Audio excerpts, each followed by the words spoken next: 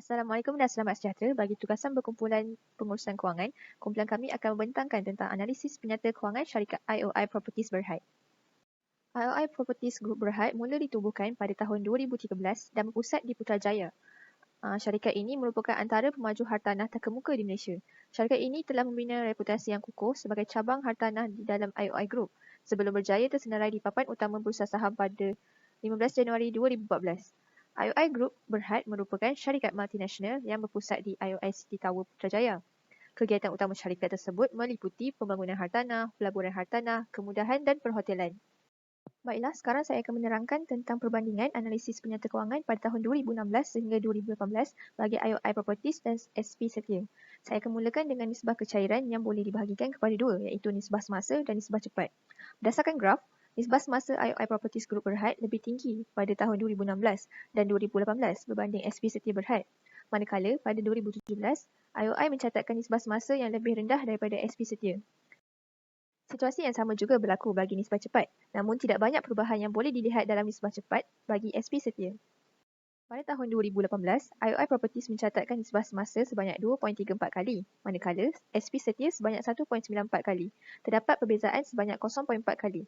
Bagi nisbah cepat, IOI Properties mencatat sebanyak 1.78 kali, manakala SP Setia sebanyak 1.15 kali. Wujud perbezaan sebanyak 0.63 kali. Kesimpulannya, IOI Properties mempunyai kadar kecairan yang lebih tinggi berbanding SP Setia. Seterusnya, bagi pengurusan aset, iaitu kecekapan syarikat untuk menggunakan aset dan seberapa cepat akaun tertentu boleh ditukarkan kepada jualan atau tunai. Nisbah ini terbahagi kepada 3 cabang, iaitu nisbah pusing ganti inventory, Day Sales Outstanding DSO, pusing ganti aset tetap dan pusing ganti jumlah aset. Berdasarkan graf, IOI dan SP Setia mencatatkan kadar pusing ganti inventory yang tinggi pada tahun 2016 berbanding tahun 2017 dan 2018. Pada tahun 2016 sehingga 2018, SP Setia mempunyai kadar pusing ganti aset tetap yang sangat rendah berbanding IOI Properties. Berbeza pula bagi pusing ganti jumlah aset di mana SP Setia mencatatkan kadar yang lebih tinggi daripada IOI Properties bagi ketiga-tiga tahun. Pada tahun 2018, IOI mencatatkan kadar pusing ganti inventory yang lebih tinggi sebanyak 1.06 kali berbanding SP Setia iaitu sebanyak 0.86 kali. Ini menunjukkan IOI Property mempunyai kecekapan yang baik dalam menguruskan inventory yang boleh dijual dalam setahun. Bagi pusing ganti aset tetap, tahun 2018, IOI mencatatkan perbezaan yang besar dengan SP Setia iaitu sebanyak 6.97 kali. IOI menunjukkan kecekapan syarikat mereka dalam menggunakan aset tetap untuk menjana jualan. Pada tahun 2018, SP Setia melebihi IOI Properties dalam pusing ganti jumlah aset yang mewujudkan perbezaan sebanyak 0.05 kali. Ini menunjukkan kecekapan SP Setia dalam operasi syarikatnya secara keseluruhan.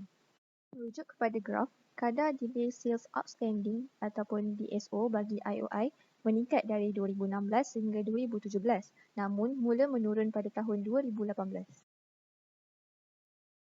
Kemudian saya akan teruskan dengan nisbah pengurusan hutang. Nisbah ini mengukur kecekapan syarikat dalam menguruskan hutang perniagaan. Nisbah ini terbahagi kepada nisbah hutang dan nisbah Time Interest Earned, TIE. Berdasarkan graf ini, nisbah hutang IOI meningkat dari tahun ke tahun manakala menurun bagi SP Setia. Bagi nisbah Time Interest Earned, TIE, data menunjukkan penurunan oleh SP Setia dari tahun 2016 sehingga tahun 2018. Bagi tahun 2018, SP Setia mencatatkan DSO sebanyak 100.57 hari atau 101 hari, manakala IOI sebanyak 94.08 hari atau 95 hari. Ini menunjukkan SP Setia mengambil masa yang lebih lama untuk mengumpulkan hutang piutang. Bagi nisbah hutang untuk tahun 2018, IOI mencatatkan nisbah hutang yang lebih tinggi sebanyak 94.08%, manakala SP Setia sebanyak 47.18%. Ini menunjukkan SP Setia mempunyai perlindungan syarikat yang tinggi di mana kerugian dapat dikurangkan apabila syarikat dibubarkan. Pada tahun 2018, nisbah TIE bagi IOI ialah 0.01 kali, manakala SP Setia sebanyak 4.31 kali. Ini menunjukkan keupayaan SP Setia untuk menjelaskan bayaran faedah tahunan lebih baik daripada IOI. Kita beralih kepada nisbah keberuntungan. Ia mengukur keberkesanan syarikat dalam menjana pulangan daripada pelaburan dan jualan. Baiklah, merujuk kepada graf, IOI mencatat operasi margin yang paling tinggi pada tahun 2016, manakala SP Setia merekodkan operasi margin yang terendah pada 2016. Graf menunjukkan di mana data keuntungan margin bagi IOI lebih tinggi daripada SP setia untuk ketiga-tiga tahun.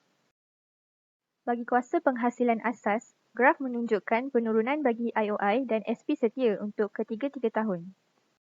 Pada tahun 2018, IOI mencatatkan operasi margin yang lebih tinggi iaitu 48.11% berbanding SP setia iaitu 27.38%. Pada tahun 2018 ini, operasi margin IOI Properties adalah lebih baik berbanding SP setia Berhad kerana apabila nilainya lebih tinggi, ianya adalah sesuatu yang bagus. Bagi keuntungan margin tahun 2018, IOI mencatatkan sebanyak 36.29%, manakala SP setia mencatatkan sebanyak 16.85%. Wujud perbezaan sebanyak 19.44%. Ini menunjukkan kos faedah IOI lebih rendah daripada SP setia, menyebabkan pendapatan bersih IOI lebih tinggi. Pada tahun 2018, SP setia mencatatkan kuasa penghasilan aset yang tinggi, sebanyak 3.36% berbanding IOI sebanyak 3.28%. Ini menunjukkan SP setia lebih cekap melakukan pengurusan aset bagi menjana pendapatan. Seterusnya, nisbah keuntungan bagi pulangan atas aset ataupun ROE. Graf menunjukkan penurunan ROE dari tahun ke tahun bagi IOI Properties dan SP setia. Begitu juga dengan pulangan atas equity atau ROE di mana berlaku penurunan bagi kedua-dua syarikat dari tahun 2016 sehingga tahun 2018.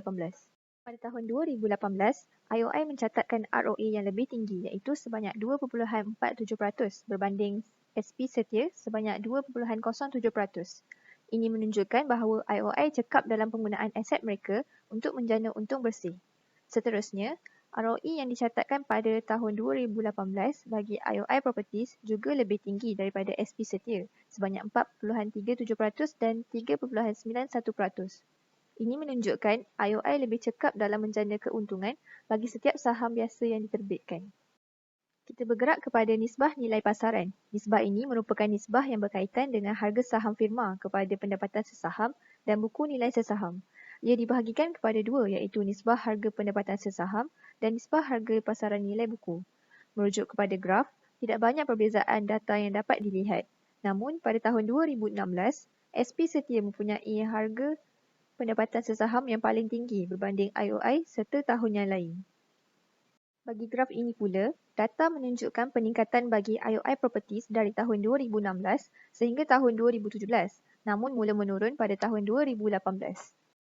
Pada tahun 2018, IOI mencatatkan nisbah harga pendapatan sesaham yang lebih tinggi sebanyak 10.79 kali berbanding SP setia sebanyak 7.69 kali. Ini menunjukkan tahap keyakinan pelabur IOI lebih tinggi daripada SP setia untuk melabur dalam syarikat mereka. Bagi nisbah harga pasaran nilai buku, IOI mencatatkan nilai yang lebih tinggi daripada SP setia pada tahun 2018 sebanyak 2.67 kali dan 1.57 kali. Ini menunjukkan tahap keyakinan pelabur terhadap IOI Properties lebih tinggi untuk membayar setiap ringgit daripada ekuiti nilai buku berbanding SP setia. Akhir sekali, kita ke analisis DuPont. Analisis DuPont digunakan oleh pengurus kewangan untuk menilai kedudukan kewangan syarikat. Analisis DuPont menggabungkan penyata pendapatan dan kunci kira-kira untuk menjadi dua ukuran keberuntungan. Dalam formula DuPont, margin keuntungan bersih mengukur keberuntungan jualan, manakala jumlah pusing ganti aset menunjukkan kecekapan pengurusan dalam menggunakan aset untuk menjana jualan. Berlaku penurunan dalam pulangan atas ekuiti ROE bagi syarikat IOI dan SP setia untuk ketiga-tiga tahun.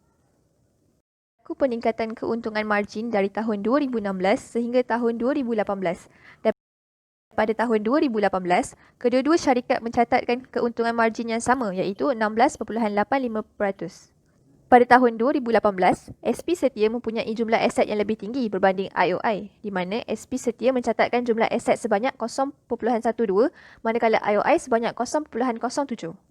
Bagi pengganda ekuiti pada tahun 2018, SP setia merekodkan amount yang lebih tinggi sebanyak 1.89 kali berbanding IOI sebanyak 1.77 kali.